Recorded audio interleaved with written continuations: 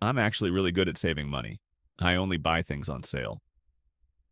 This sentence lives rent-free in millions of heads. It describes people who spent more in a single Black Friday weekend than they saved in the previous 3 months. Combined, the sale didn't change the price. It changed who you think you are when you buy. Dana is 34. She earns $61,000 a year, has well on $200 in savings, and considers herself genuinely without irony a financially responsible person. She uses apps to track sales. She waits for promotions. She has never paid full price for a winter coat in her adult life. Last November, Dana spent $847 over 4 days. She didn't feel like she spent $847. She felt like she saved $340 because that's what the markdown said. The $847 was invisible. The $340 was real. This is not a story about bad math. Dana can do math. This is a story about something that happens inside the brain before math ever gets a chance to run. Something that retail has been engineering for decades and that behavioral economists finally gave a name to. It's called the savings identity hijack, and once you see how it works, you will never look at a sale the same way again. In 1985, an economist named Richard Thaler published a paper that changed how we understand spending. Thaler, who would eventually win a Nobel Prize for this work, argued that every purchase actually produces two different kinds of satisfaction in the brain. The first is obvious. You want something, you get it, you feel good. He called this acquisition utility. Straightforward. The second is stranger. It's the satisfaction you feel not from what you bought, but from the deal itself. From the gap between what you paid and what you believe the thing was worth. Thaler called this transaction utility. Here's the problem. Transaction utility is a feeling completely disconnected from whether you needed the thing, whether you'll use it, whether it improved your life in any measurable way. It's the pleasure of the gap, and it can be manufactured entirely by anyone who controls the number that appears next to the word was. Dana's coat had a was price of $280. She paid $160. Her brain recorded a win of $120, money she never had, that she will never see, that felt more real than the $160 she actually spent. The coat was the same coat either way. The number next to was determined whether she left the store feeling smart or feeling average. Retail figured this out. It did not keep it a secret. In 2012, a man named Ron Johnson took over J.C. Penney with a plan he genuinely believed would save the company. Johnson had run Apple's retail stores. He understood clean design, premium experience, honest pricing. His idea was simple. Stop the game. Stop the fake original prices, the manufactured discounts, the coupons that created urgency out of nothing. Just sell things for what they actually cost, every day, fairly. He called it fair and square. Within the first quarter, sales dropped 19%. Store traffic fell 10%. The company's stock lost half its value over the following year. Ron Johnson was fired after 17 months. Shoppers were furious. Not because the prices were higher, in many cases the prices were the same, or lower than they had been during the sales. They were furious because the thing they were really buying wasn't available anymore. They couldn't hunt. There was nothing to win. J.C. Penney didn't understand what it was actually selling. It wasn't selling clothes, it was selling the experience of being a smart shopper. The moment it removed that experience, customers went somewhere else to find it. J.C. Penney proved that the hunt matters more than the price. But it still didn't explain what happens inside the brain during that hunt, or why it overrides everything else you know about money. When you see a sale, not after you buy, not while you're deciding, but the moment you see the red tag, the crossed out number, the limited time banner, something happens in your brain before you've processed a single rational thought. A researcher at Stanford named Brian Knutson spent years putting people into fMRI machines and watching their brains respond to prices. What he found was this. There are two regions that compete during a purchase decision. The nucleus accumbens, part of the brain's reward system, activates when you see something you want, and the anterior insula, a region associated with the processing of pain, activates when you see the price. The anterior insula is literally the pain of paying. It's the same region that fires when you touch something hot or smell something rotten. Parting with money on a neurological level hurts. A discount turns down the pain. When the price feels like a deal, activity in the anterior insula drops. The medial prefrontal cortex, the part of the brain that evaluates value and makes the call, steps in with a verdict: this is good. Proceed. The system worked correctly. It made a completely rational feeling decision based on inputs that were constructed specifically to produce that decision. Knudsen explained the anesthesia. He didn't explain why the surgery felt like winning. Why does getting a discount feel like an accomplishment?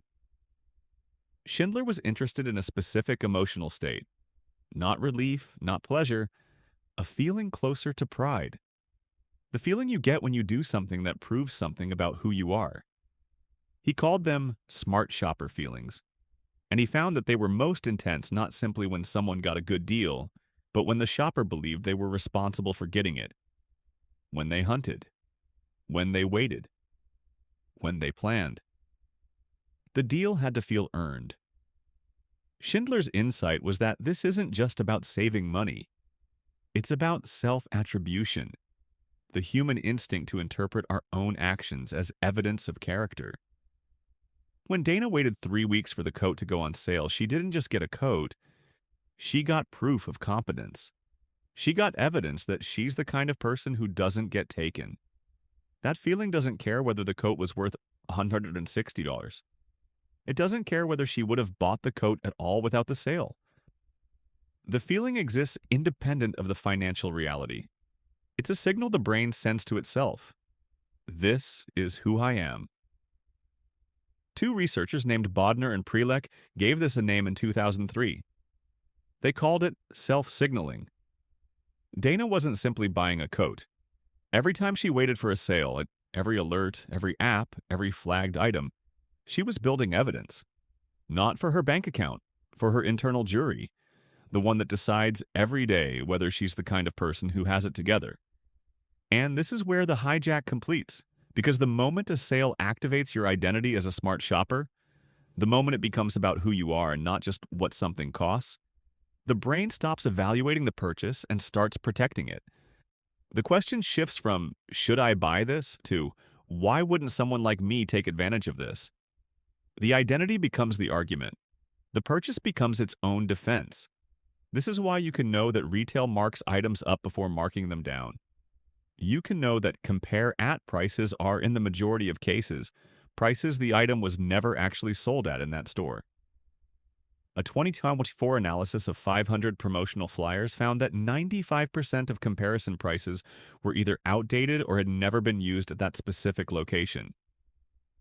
The number wasn't wrong. It just didn't mean what it implied. You can know all of this and still feel the pull, because the pull isn't coming from your assessment of the facts. It's coming from your assessment of yourself. James is 31. He knows about psychological pricing. He's read about anchoring. He understands on an intellectual level that the mattress industry routinely marks retail prices 200 to 300% above what mattresses actually sell for, because no one ever buys a mattress at full price. The permanent sale is the price. Last April, James spent $100 on a mattress he'd originally budgeted $700 for because the original tag said $2,400, and it was 60% off. He still believes he made a smart decision. He's not wrong that he got a deal relative to the tag. He's wrong that the tag meant anything. But notice, the feeling of smartness wasn't attached to the $700 mattress he budgeted for. The feeling required the dramatic reduction. The wider the gap between was and now, the larger the transaction utility, the stronger the identity signal. James didn't just need a mattress. His brain needed a story of financial competence large enough to feel real. Retailers understand this. They engineer the story. The mattress industry has made an entire business model out of selling the story, not the mattress. In fact, in his book Predictably Irrational, Dan aerially describes an experiment that Amazon accidentally ran in France. Amazon was testing a free shipping offer across multiple countries. In most countries, orders under a certain threshold cost a small amount to ship. A fraction of a euro in France's case, about 1 franc, roughly 20 cents. When shipping cost 1 franc, the promotion had almost no effect on sales. When they made shipping free, what off genuinely zero, not 20 cents. Sales in France exploded, consistent with every other country. Ariely calls this the zero price effect. The rational difference between 1 franc and zero is approximately 1 franc. The psychological difference is a canyon. Because free doesn't just mean costs nothing. It means a financially responsible person would be foolish not to take this. And so shoppers added things to their carts, things they didn't need, totaling $10, $15 to $20, to avoid paying $3.99 for shipping. They spent more money to feel like a person who doesn't waste money. The savings identity hijack, operating in real time. Here's a number that reframes everything, 82%. In 2025, Deloitte surveyed American consumers ahead of Black Friday and Cyber Monday. 82% plan to participate, to show up, to hunt, to engage. This wasn't a passive number. These were people with strategies, lists, alerts set up on their phones. The average amount they planned to spend, $22 per person. For millennials, the 28 to 43-year-old cohort that most closely mirrors the people in this video, the number was $851, higher than any other age group. The people with the most financial pressure, the most anxiety about whether they're building anything, the most awareness that they should be saving, they spent the most. $851. Deloitte also found that 64% of those shoppers plan to use credit cards or buy now, pay later services. Dana was one of them. BNPL users spend, on average, 12% more than people paying immediately. Not because they're careless, but because the pain of paying disappears when the charge arrives 6 weeks later. Adobe recorded $10.8 billion in Black Friday sales in 2024. 10% more than the year before. The economy was not booming. Inflation was still a daily conversation. People were still describing financial strain. But the number went up. Because the savings identity hijack doesn't care about the economy. When the outside world feels uncontrollable, when income is flat, when expenses are rising, when the future feels locked, the ability to win a deal becomes one of the few arenas where you can prove competence. The worse things get, the more powerful the pull. The more you need to feel like you're smart with money, the more vulnerable you are to anything that promises that feeling. A sale isn't just a price. For a lot of people in a lot of circumstances, it's one of the only available doses of financial self-respect. Elena is 38. She earns $79,000 a year, has 2 kids, carries a balance on 2 credit cards, and, this is not a contradiction, genuinely believes she is good with money. She uses coupons. She compares prices. She waits for sales on school supplies, clothes, holiday gifts. She has a whole system. Her credit card interest rate is 24.99%. The balance she carries generates roughly $180 in interest charges per month.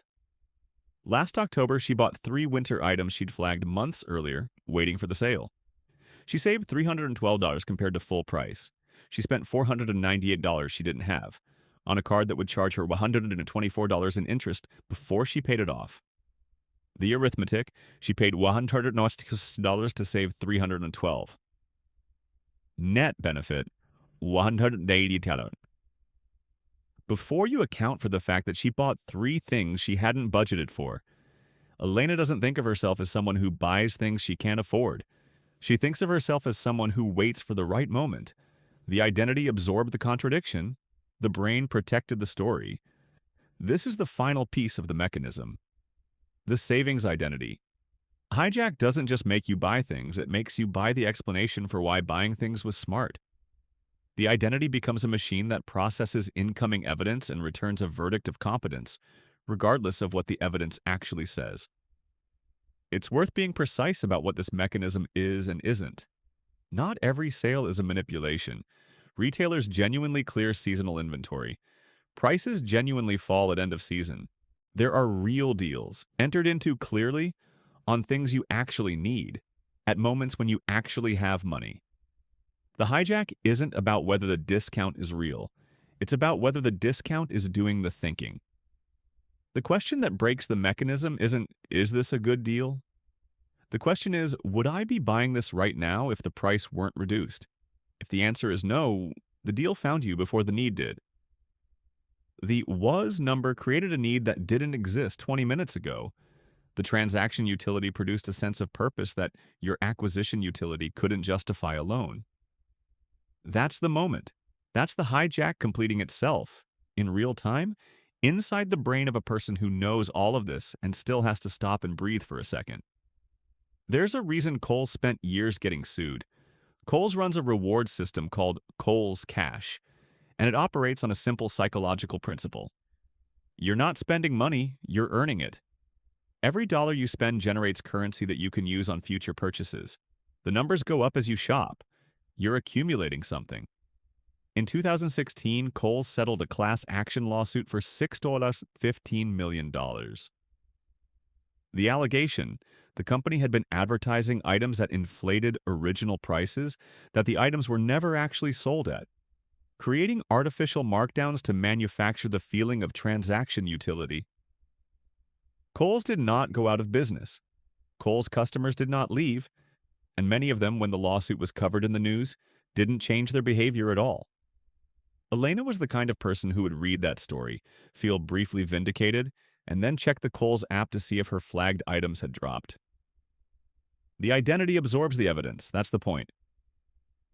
Red tags are not accidental. Research on color psychology and retail consistently finds that men, specifically, perceive prices displayed on red backgrounds as significantly more favorable than identical prices on white backgrounds. Even when no discount exists, the color itself produces the feeling of a deal. Your heart rate increases slightly with red. You process information faster. You feel urgency without knowing why.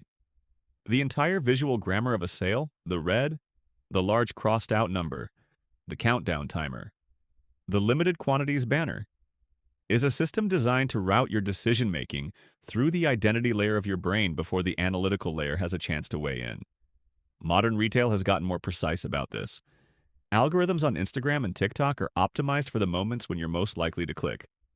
Late at night, after emotionally draining content, during the transition between tasks. They don't know your neurology. They don't need to. They just know what time you usually stop resisting. Income from social media channels during Cyber Monday grew 56% year over year in 2025. Influencer recommendations convert 6 times faster than standard advertising. The machine knows when you're tired. It waits. The savings identity. Hijack runs on the gap between two different selves. There's the self you are right now. Browsing, a little stressed, maybe underpaid, maybe carrying debt, maybe running behind on some financial target you set at the beginning of the year, and have quietly stopped checking. And then there's the self you become the moment you spot a deal. Competent, strategic, in control. The person who doesn't get taken. The person who waits. For the duration of that transaction, from the moment you see the sale to the moment you check out, you are the second person. The purchase isn't evidence of a problem. It's evidence of who you've been all along. This is why just don't buy things on sale is not useful information. The mechanism doesn't live in the knowledge. It lives underneath it. Elena knows. James knows. Dana knows. The mechanism doesn't survive in the dark. It survives in the moments when you know something intellectually and feel something completely different at the level of identity. The gap between knowing and doing in personal finance is almost never a knowledge gap. It's an identity gap. James knew about anchoring. He understood the mattress industry's pricing model before he walked into the store. He still spent $400 more than he planned. The mechanism doesn't care what you know. It cares what you need to believe about yourself. Understanding the mechanism doesn't immediately close the gap. but it does something the mechanism cannot survive once it's working correctly. It names the thing that happens between the red tag and the checkout.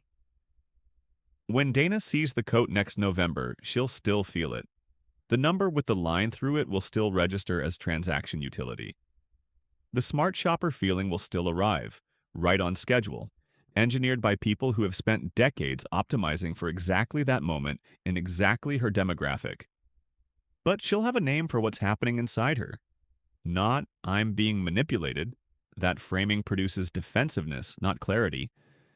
The frame is, "Right now, my identity is doing the buying, and I haven't checked whether my acquisition utility can justify it. Would I be standing here if the number weren't crossed out?" That question doesn't guarantee a different decision, but it changes who's making it.